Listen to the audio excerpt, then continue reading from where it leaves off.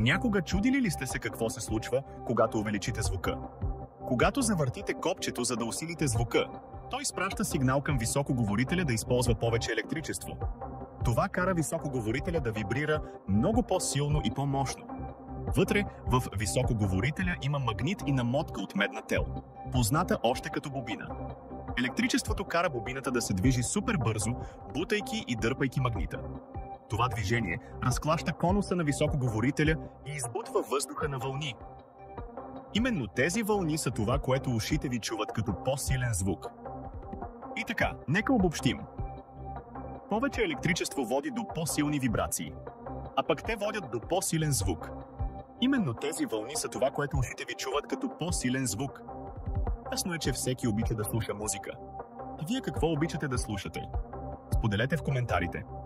Благодаря ви и до скоро!